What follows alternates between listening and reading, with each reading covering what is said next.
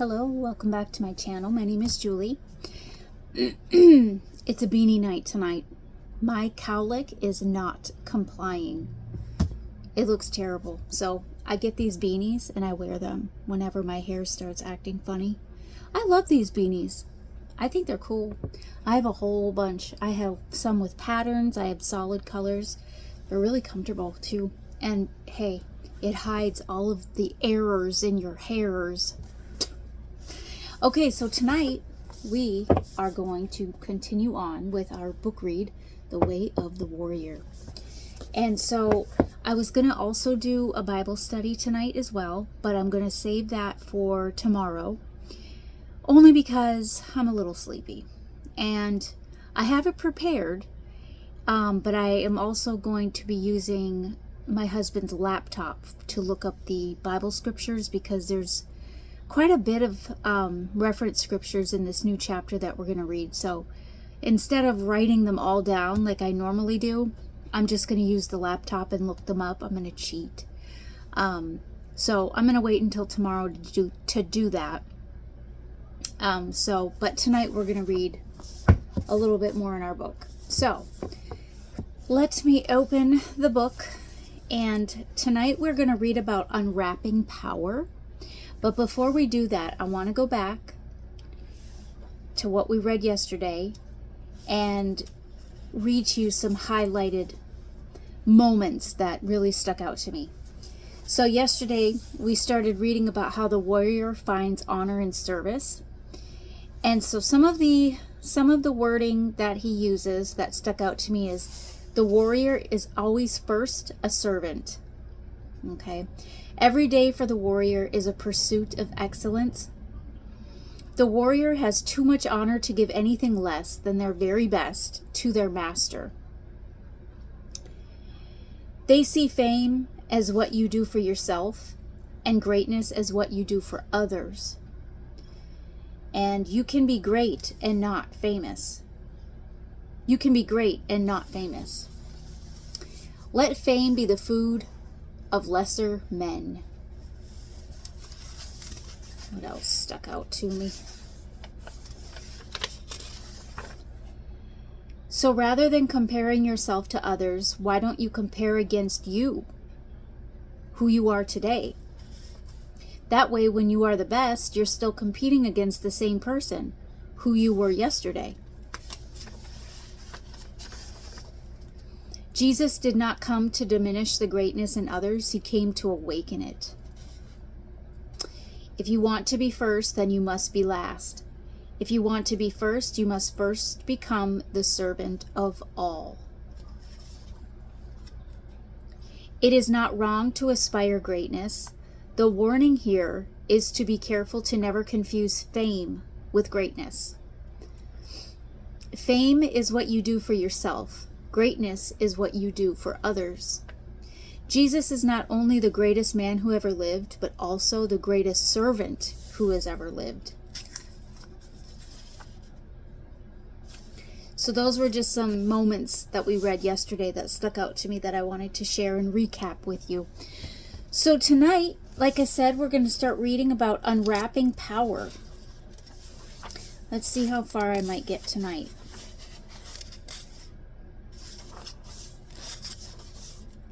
Okay. I think I have an idea of how much I'll read tonight. All right, so here we are. It has always fascinated me that the words Samari and deacon have the same core meaning. Sorry. I had something in my tooth, and I thought to myself, there is no way I'm going to go through this whole entire video with something in my front tooth. Listen, I don't have a filter, I'm sorry. Okay, let me start over. It has always fascinated me that the words Samari and deacon have the same core meaning. They both mean servant. The Samari were known as the greatest of warriors, yet they did not live for themselves.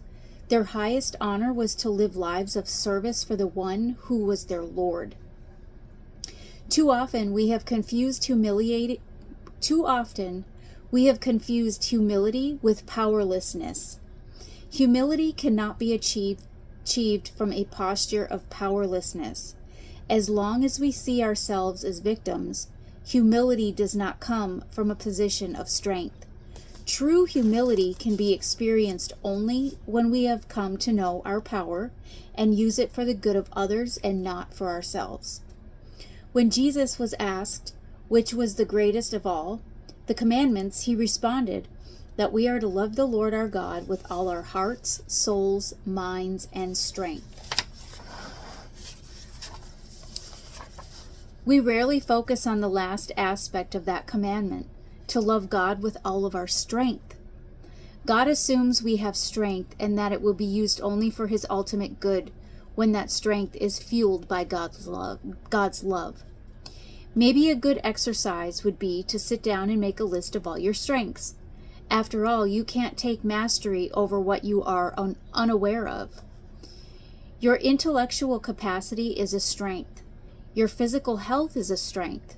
Your emotional intelligence is a strength. Your ability to influence is a strength. Your ability to create wealth is a strength. Your resilience and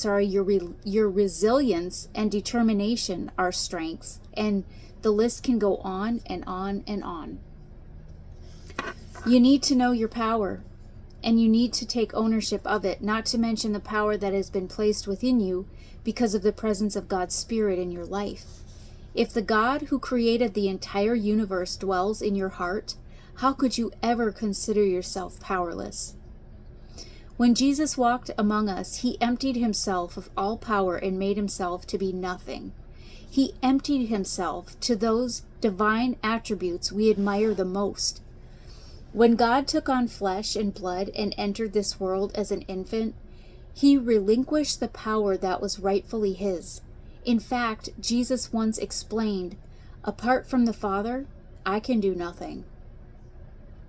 One evening, Jesus gathered his disciples to eat together. At that time, he knew that Judas was already prepared to betray him. John tells us that on this night, there was a significant shift in the journey of Jesus of Nazareth. He came into this world, having emptied himself of all his divine power, but now Jesus knew that the Father had put all things under his power, and that he had come from God and was returning to God. What would you do the moment you knew that what would you do the moment you knew that God the Father had put all things under your power? What would you do with unlimited power? What would your very first demonstration of your power be? This is what makes Jesus different than the rest of us. After Jesus knew he had all things under his power, he got up from the meal, took off his outer clothing, and wrapped a towel around his waist. Then he poured water into a basin and began to wash the disciples' feet, drying them with a towel that was wrapped around him. I dare say no master has ever chosen to serve his disciples like this. It seemed that nothing was beneath Jesus, no act of service too low or common. Peter was, of course, taken aback by Jesus' attempt to wash his feet and did everything he could to refuse his kindness. Yet Jesus insisted, "Unless I wash you, you have no part with me." How strange that this would be the way of God. Unless I wash you, unless you let me serve you, unless you allow me to do this that is beneath me, you will never know the full measure of my love for you. We understand that Jesus came to save the world. I think it's harder for us to accept that he came to serve the world. He is the Savior of all because he is the servant of all. This is the way of the warrior. To serve is to sacrifice. To serve is to give oneself for the good of others. Jesus used his power to serve, and in this moment of servanthood, we see his greatness. Perhaps the most memorable moment in the life of David occurred when he, as a young man, offered to go to war against Goliath. Goliath was, of course, the giant who taunted both God and the armies of Israel, knowing There was not one warrior in all Israel with the courage to fight him. David was at the battlefield that day only to deliver cheese. He was an errand boy. No one thought of him as a warrior. When the people looked at David, they saw only a servant. When David offered his services to King Saul, the man tried to dissuade David, telling him, "You are not able to go out against this Philistine and fight him. You are only a young man, and he has been a warrior from his youth." David responded to King Saul, "Your servant has been keeping his father's sheep." David's understanding of himself was that he was nothing more than a servant. But listen as he describes what it means to be a faithful servant. "When a lion or a bear came and carried off a sheep from the flock, I went after it, struck it, and rescued the sheep from its mouth. When it turned on me, I seized it by its hair and struck it and killed it." Now that sounds like a warrior to me, but David seemed to be pretty sure that this was just a normal part of being a servant. He explained further, "Your servant has killed both the lion and the bear. This uncircumcised Philistine will be like one of them because he has defied the armies of the living God. The Lord who rescued me from the paw of the lion and the paw of the bear will rescue me from the hand of this Philistine." David had one posture, servanthood. Because he saw himself as a servant, he was a shepherd like no one had ever known. I feel pretty safe in suggesting that it would have been a rare thing for a shepherd to go after a lion or a bear just to rescue a sheep. I imagine that if most shepherds saw a lion carrying off one of their sheep, they would have considered it cost of doing business. They probably would just accept the fact that they were going to lose some sheep. These were not even David's sheep. They were his father's. Why on earth would he risk his own life to save one sheep that wasn't even his own property? David understood the way of the warrior. He understood that to serve is the highest honor, and that if you are a shepherd, you must aspire to be the greatest shepherd that has ever tended sheep. So he pursued the lion and he pursued the bear, and when they turned on him, he seized them by the hair and struck them and killed them. David made being a shepherd look a lot like being a warrior. As a shepherd, he learned the skills that made him a warrior.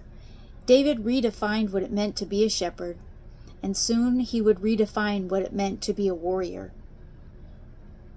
His first battle as a warrior was against a giant. Instead of taking the armor that warriors always wore, he redefined both what a warrior fights with and how a warrior fights. No one had ever gone to battle with just 5 smooth stones. No warrior has ever gone against a giant with nothing more than a slingshot. No warrior had left behind their armor, leaving themselves completely exposed. No warrior had chosen agility above protection. In the years to come, David would become known across the land as the greatest warrior of his time, yet even as a warrior. David redefined the standards of being a man of war. We need to remember that when David fought Goliath, he was still a shepherd. For him, fighting the giant was like fighting the bear or the lion. He wasn't fighting for his own glory or for his own fame. He was fighting because no one else would, and because he understood what was at stake. When he killed the lion and the bear, there was no audience, there was no applause. God and God alone knew David's actions and knew his heart. The shepherd boy courageously confronted an enemy that all the warriors feared facing. It was David, the servant, who redefined what it meant to be a shepherd. It was David, the shepherd, who redefined what it meant to be a warrior. And it was David, the warrior, who would redefine what it meant to be a king. David killed Goliath not for himself, but to defend the honor of God and the freedom of his people. This act of heroism, that word got me tripped up, heroism, should have forever indebted Saul to David, but we soon discover that Saul became filled with envy over David's growing fame. After a time, King Saul turned against David. The very king whom David had fought for and protected now wanted him dead. David knew that Saul had attempted to assassinate him multiple times, and that he was alive simply because the king was unsuccessful. Yet when David had an opportunity to kill King Saul, when he had the support of his men, if he had chosen to do so, he established a standard of honor that no one had ever expected. He declared that he would not touch God's anointed one, and that as long as Saul was king, David would not harm him. What we can see without question is that while David was still a warrior, he was already acting like a king. You might look at David's life and think there were 3 different postures. The first, David the shepherd, then David the warrior, then David the king. But David had one role, David the servant. David the servant who served as a shepherd. David the servant who served as a warrior. David the servant who served as a king. Servanthood is not a stage of life. It is the posture of the heart. There is one other dynamic to this process that should not be overlooked. It is not only true that the warrior is called to serve, it is also equally true that the servant must become a warrior. David was a warrior both when he was a shepherd and when he became a king. As a shepherd, he fought to protect his sheep. As a king, he fought to protect the people, his people. The spirit of a servant is to sacrifice one's own life for the good of those they serve. Still, David reminds us that there is a difference between the way of the warrior and becoming a man of war. The way of the warrior is always a posture of servanthood. Our strength was never meant to be an act of violence or aggression, yet in David we see glimpses of our most heroic selves. He saved a sheep from the mouth of a lion. He killed Goliath with a swing of a stone. He established a nation. He called the people to love God and serve him only. By any measure, David was a great man, and as we all discover by any measure, he was painfully flawed. This should not discourage us, but rather give us hope. We are told that David was a man after God's own heart. The heart of God is the heart of a servant. This is the heart that David struggled to have formed in himself. And I'll stop there for now. We'll pick up next time, and we're going to read about hidden ambition. So just to recap, tonight we read a couple different topics. We read about unwrapping power, and we also read about choosing the front line. So we talked a lot about King David, David the shepherd. And I'm loving this book. I hope you are too. And I can just see myself highlighting almost everything for our next video to recap what we just read. But I got to pick out just a few here and there so I don't take up all your time. So in our next video, like I said, we're going to read about hidden ambition. Again, the way of the warrior. If you don't already have this book by now, I suggest you go to the bookstore and buy it. It is amazing. And I'm actually going to look into his other books. He's written other books. He's written The Last Arrow, Save Nothing for the Next Life. He's written The Artisan Soul, Crafting Your Life into a Work of Art. He's written Wide Awake, The Future is Waiting Within You. He's written Soul Cravings, An Exploration of the Human Spirit. He's written The Barbarian Way, Unleash the Untamed Faith Within. He's written Uprising, A Revolution of the Soul. He's also written Chasing Daylight, Seize the Power of Every Moment. He's also written An Unstoppable Force, Daring to Become the Church God Had in Mind. And he's also written Stand Against the Wind. So he's written a lot of other books that I think I might have to go and purchase. So I'll let you go for now. You all have a great night. God bless you all. Keep your faith strong. And always pray for others. See you in the next video.